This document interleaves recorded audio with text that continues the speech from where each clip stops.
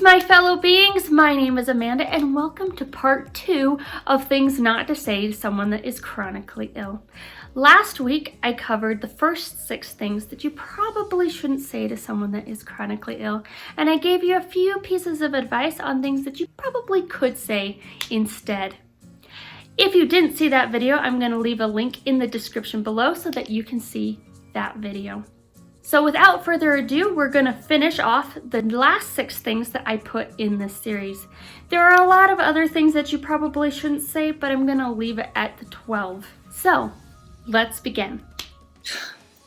Come on, you're way too young to be sick.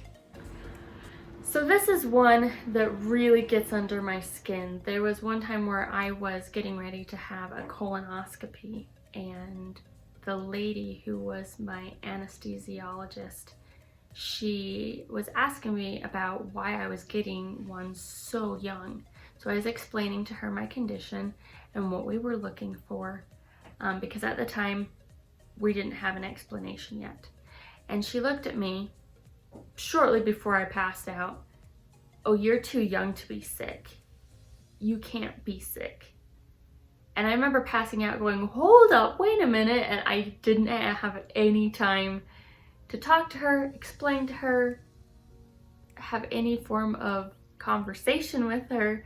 And to this day, I am still upset about the fact that I have not been able to talk to her because I never saw her again. Being too young to be sick is a myth that is extremely painful. There are children that are way younger than me that have cancer or other illnesses. I am aware that I am in my mid-30s, and when it comes to being chronically ill, I am not the perfect poster child for being a chronically ill person. But being too young to be sick is slightly insulting, because there are children, there are babies that have chronic illnesses. So instead of bringing up age or illness, like I said before in all of my other versions of this, just tell them that you're happy to see them, that they're looking good.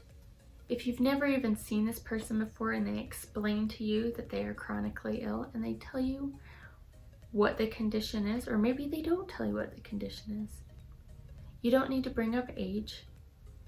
You can tell them that you're sorry, though sometimes that can get under their skin as well.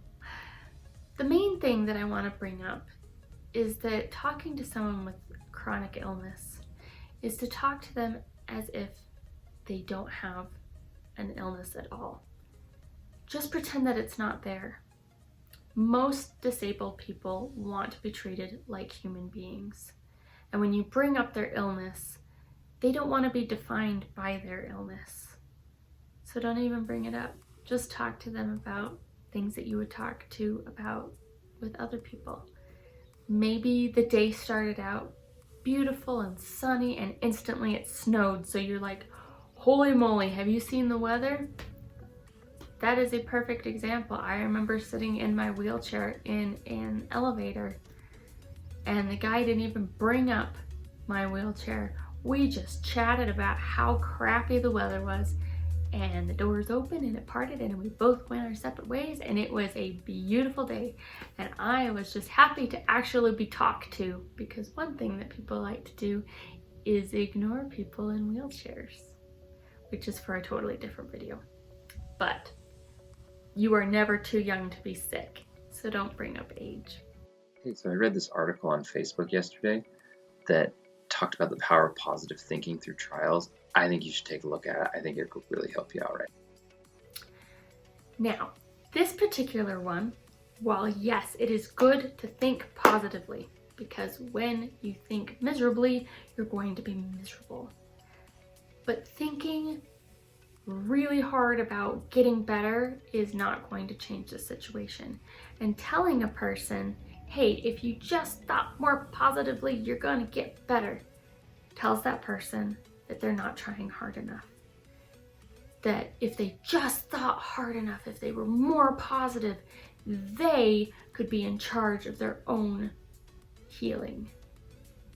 when in fact, they have no control over it.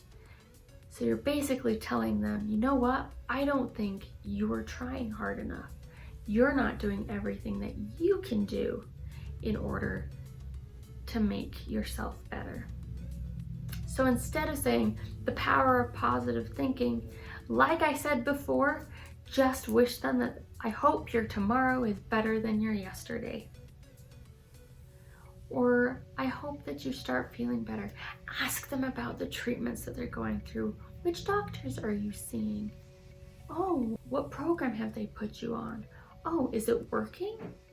Oh, do you think you're going to talk to them about this? Have a normal conversation about their well-being and what they're doing in their life to change the situation. Just suggesting that they're not thinking positively enough isn't really going to help, and it is kind of insulting. Because in all honesty, we are trying our best to be as healthy as we possibly can. And trust me, we are trying to be as positive as possible. There are some days though that being positive just isn't going to happen, and you're just going to cry a lot, and it's going to be a crappy day. But other days you try your best and you say, okay, I'm going to try and make this the best day I can. But you also do everything that your doctor tells you to. So just remember that. Don't you think you're on a few too many medications? So when it comes to taking medications, the person that is taking the medications knows the regimen that they're on and the reasons why they're taking them. So when you bring up the fact that they're taking a lot of medications, it makes them feel like the discussions and all of the appointments that they've had with their doctor don't really count for much. You're making them feel as if what they're doing is wrong, when in fact, they have been going to appointment after appointment after appointment, trying to figure out a way in order to make their life more livable.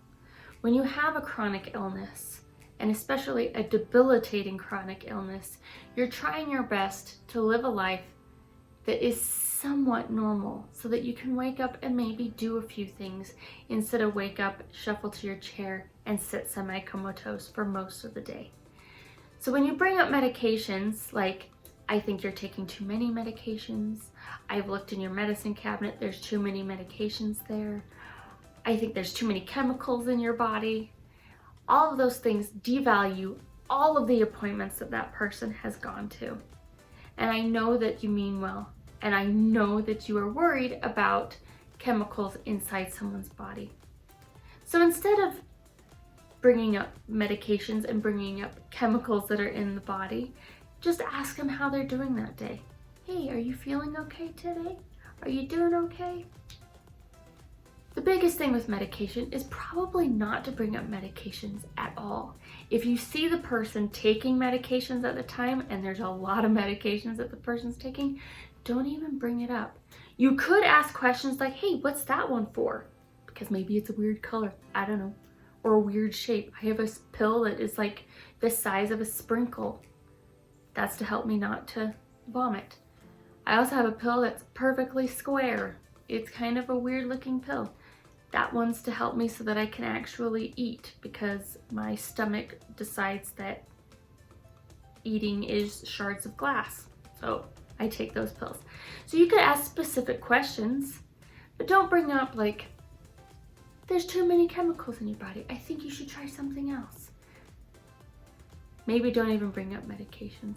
Don't even bring up how many medications the person is taking, because they know which medications do what, why they're taking it, and they've been to so many appointments that they understand what those pills are for. So maybe don't even bring up medications at all. Ooh, should you be eating that?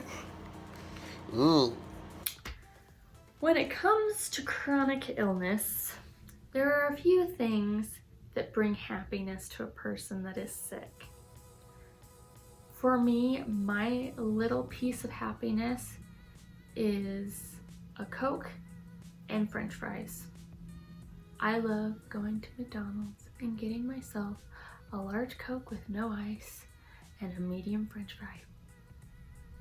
That is absolute heaven to me. Is it the healthiest thing on the planet? No. Most people say, should you be eating that? Probably not. But everything else has been taken away from me. So don't take this from me. Now, if the person is eating something that they really shouldn't be eating, like I have celiac disease, so I can't eat anything with gluten. So if I'm over here eating a donut, you should probably tell me not to eat that donut because I don't want to die. And anyone that says that you can't die from celiac disease is lying, because yes, you can. So if it's something like, oh, I'm allergic to corn and you're over here eating corn flakes, tell that person to not eat that.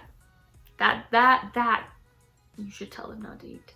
But if it's something that's not really that bad, like my Coke and my French fries, just let me have my Coke and my French fries. It's my little piece of happiness.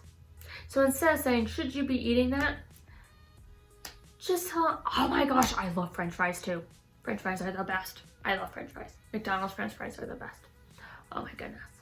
Or, oh my gosh, I was at the store the other day and I found gluten-free donuts. Do you want me to pick you up a box? I found it in the frozen food aisle. And you know what that person's gonna say if they really love donuts? They're gonna be so excited and be like, oh, yes, please, I would love donuts. Where did you find it? You don't have to buy it for me. If you want to buy it for me, fantastic.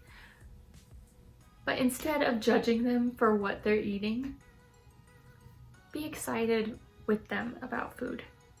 So the kindest thing that you can do is just be happy with the person. If you really love whatever the person's eating, eat it with them.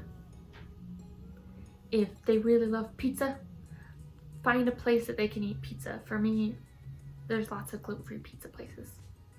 I love like Wingers wings. Wings. So I just love eating food in general, but my stomach seems to not want me to eat food for some reason. Anyway, be excited for them and don't judge them on what they're eating. You're still sick? So here's the thing with chronic illness. You will be sick for the rest of your life. So to ask someone, wait, you're still sick, makes the person feel that they've done something wrong. It also invalidates everything that's been going on in their life. They've probably already come to grips with the fact that they are going to be sick for the rest of their life. And you bringing it up probably is like picking at a scab. Yes, I am still sick, and I will be sick for the rest of my life. Yes, do I have hope that in the future they're going to find some cure and I'm going to be able to go hiking again and I'm going to be able to go dancing again and I'm going to have the best life ever? Yes, I have that faith that there is someday going to be a cure. But right now, the reality is that I have a chronic illness and I will be sick for the rest of my life. So instead of saying, you're still sick, just be happy to see them. Talk about something else. Talk about the weather. Maybe you see my beautiful cat that's sleeping, trying to get the tiniest bit of sunshine right now, and it's adorable. Talk about how much you love cats, or love my fiddler crab that's dancing over there. So just bring up things like, oh my gosh, have you seen the tulips? They're popping out everywhere. Oh my gosh, isn't it so exciting? Oh my gosh, your apple blossoms are coming out. That's fantastic. Love it. Don't bring up illness. We know we're sick. We know that we're gonna be sick forever. And don't be surprised that we're still sick. This isn't a cold. This isn't the flu. It's not pneumonia. It's not something that is over and done with within a certain period of time. This is long term. long term, meaning 80 years. Hopefully I have 80 more years. We'll see. I'm already in my 30s, so I'm getting up there. So there's that. Have you ever tried being like a receptionist or something?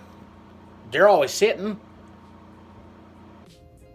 One of the things with bringing up different jobs that a person possibly could do while being chronically sick is that you only see the person on their good days, when their makeup is on, when their hair is done, when they're in their good clothes. And so you think to yourself, oh, have you tried being an Uber driver? When do I have time to drive? I am barely holding on at this moment having this conversation with you. Oh, have you tried customer service that's from home? You mean I have to use what little brain power I have to understand someone on a phone? I have an extremely hard time understanding people on phones. So using what little energy I have to talk on the phone makes me feel like I guess I could try. Or maybe bringing up, hey, there's this sewing job that you can do from home. I recently tried to do a job where they wanted me to make masks because at this current moment in 2020, in April, we are having a pandemic and masks are something that people need. And I was asked to make masks, which I'm all on board for making masks. I've made my husband quite a few so far. But I have to give myself a huge amount of time between each thing that I do. And this particular company wanted me to make 8 to 9 masks an hour. And the mask that I made my husband took me over an hour to make the single one. Now, before I got sick, I could have shoved that thing out in minutes. Not anymore. I have a tremor that makes it sometimes where I can't even get the material to the sewing machine. So that kind of job was something that I was like, oh my gosh, maybe it is something I can do. But when I found out the workload, I couldn't do it. There's no way. The Etsy job that I have, I make sure that there are huge gaps between each thing that I sell. And if there is a bulk order, it's no more than 5 things. And I give myself a huge chunk of time to actually make said product. So bringing up jobs that you think the person could do at home gets at the very soul of the person. Like I said before with the I wish I didn't have to work part, the chronically ill person already feels worthless. They already feel like they're not contributing.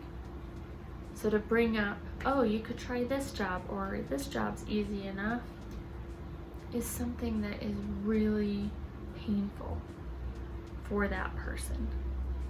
So instead of bringing up jobs that they're doing, ask them what they've done during the day, or ask them about their little triumphs during the day. Sometimes a triumph can be something like, I made my bed. That's a triumph. Or I was able to do this small craft. That's a triumph. And you can ask them about it. Hey, did you have any triumphs today? And sometimes that triumph is, I opened my eyes and I got out of bed. Or I opened my eyes. Because sometimes you can't get out of bed. But just waking up is something that should be celebrated with someone with chronic illness. So just ask the person about what they've done that day, and not in a way of, did you do the dishes? Did you do your laundry? Just, what triumph did you have today? I opened my eyes. I took a shower today. I edited a video today. I crocheted a square for my blanket that's going to take a bajillion squares for, and it's probably not going to be done until 3 years from now. But I finished another square. Triumph. So instead of bringing up things that they could do job-wise, just ask them about their day. How is your day going? And if the response is, I am here, that is good enough. Because being present and being there is a triumph. If you planned dinner and they came to dinner and they were dressed up and they had their makeup on and clothes on. I keep saying makeup as if only chronically ill people are women. It could be a guy. They could wear makeup too, which is fine. I just don't want people to think that every chronically ill person is female. But you get my drift. So if they got ready and they showed up at the restaurant and they are talking to you and they're like, how are you doing? And they say, I am here. Good answer. Because they have spent their energy to get ready to spend time with you. So that's a triumph. And they may pay for it for a week afterwards. But they felt it was important enough to spend time with you. So I hope you got from this a little bit of the life of a person that is chronically ill. And I hope that it's not insulting in the fact that when you are talking to someone that you are meaning well, you are meaning to be kind. But remember that you're not the first person to ask that question. So think about what you say before you say it. And if the person looks a little upset about that, just realize they've been through a lot and they're kind of going through the motions of what was said. My intent of this video was not to insult anyone. I don't want anyone to feel as if I'm attacking them, especially if the things that I brought up were things that have been said to me. I just want people to understand that words do hurt. And after a while, they can just grate at your soul. Remember that the person that is chronically ill is still a human being, and they don't want to talk about their illness all the time. For me, I am done talking about my illness. Unless something really big happened, I just want to talk about normal things. Oh, you went on a hike? How was your hike? I know a lot of people don't want to talk about the things that they've done because they feel like it's going to insult the handicapped person.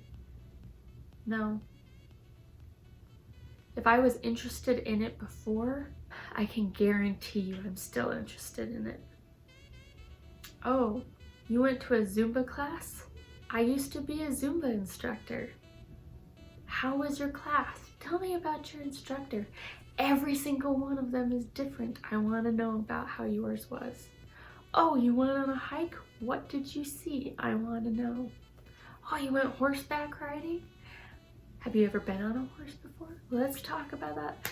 Just talk about normal things. And if you were friends before the person got sick, remember that that person is still the same human being. And when you see them, just talk to them like you did before. If your friendship was one where you teased each other a lot, it's okay to still tease each other. It's not gonna hurt my feelings. I have friends that get together every once in a while, and the first thing they do is hug me, ask me how I'm doing, and then it's over. There's no more talk about my health. It all goes into everything that they've been doing lately, talking about things that I've been doing lately, things that we have in common, things that we used to do, and that is what handicapped people want. We want to be treated like human beings. So this video was not made to insult anyone. This video was not made to poke fun of people that are trying their best. It's just to educate, to help you understand where the handicapped person is coming from. and to give you a few pointers on things that you could say instead. Remember to be kind. It's free, so give it out to everyone, and I will talk to you later. Bye.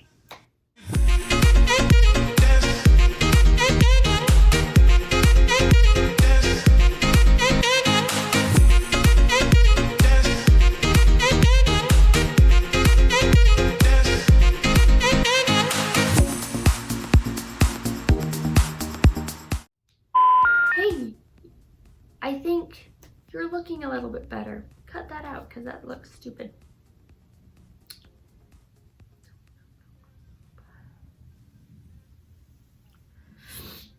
Oh, my eyes are gonna be red now. Good job, Davis. Oh, yay! Last night our house got so cold that it froze over. And I was so scared that my fiddler crab died. But he's out and dancing. So I'm really happy. Biggest thing with animals is if someone says that they like an animal, don't tell them that it's gross. Even if you think it's gross. Because I don't insult the animals that you like. There are very few animals that I don't like. So don't insult animals. Period. Probably gonna cut that section out, but that's okay.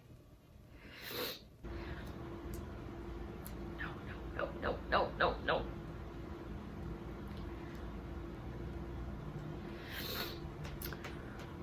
Oh, this whole crying thing needs to stop. I am a giant baby. I cry a lot. Even before I got sick. It's just crying all the time. Winston, why aren't you comforting me? The sunshine is disappearing. You should comfort me. Of course not.